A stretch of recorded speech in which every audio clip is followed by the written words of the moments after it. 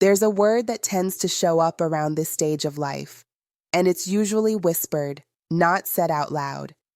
That word is selfish. Not because you're doing something wrong, but because you're doing something different. You may notice you don't have the same tolerance for things that once felt normal. Certain conversations feel heavier. Certain obligations feel louder. Some expectations feel optional now. And that can feel unsettling, especially if you've spent decades being reliable and accommodating. You may even catch yourself wondering, why don't I want to do this anymore? Why does this feel draining now when it didn't before? Here's what's important to understand. You're not becoming selfish. You're becoming selective. Selective with your time.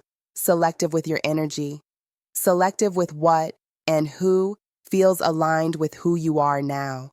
This isn't a flaw, and it's not a phase you need to correct. It's discernment. When you've lived long enough, you've gathered data about yourself, about people, about patterns that quietly wear you down. Once you recognize what drains you versus what steadies you, it becomes harder to ignore. Not because you're rejecting others, but because you're finally listening to yourself. When you stop over-explaining, when you stop volunteering yourself automatically, when you stop stretching past your limits to keep the peace, the world around you may not immediately adjust. Some people won't understand the change. Some may label it selfishness because it's unfamiliar. But that doesn't mean you're doing something wrong. It means you're no longer abandoning yourself to maintain old dynamics. You may feel less inclined to justify your choices, less interested in filling every gap, less willing to stay busy just to feel needed. That's not withdrawal, that's wisdom. There's a quiet confidence that comes from knowing what no longer fits and allowing it to fall away without argument or apology.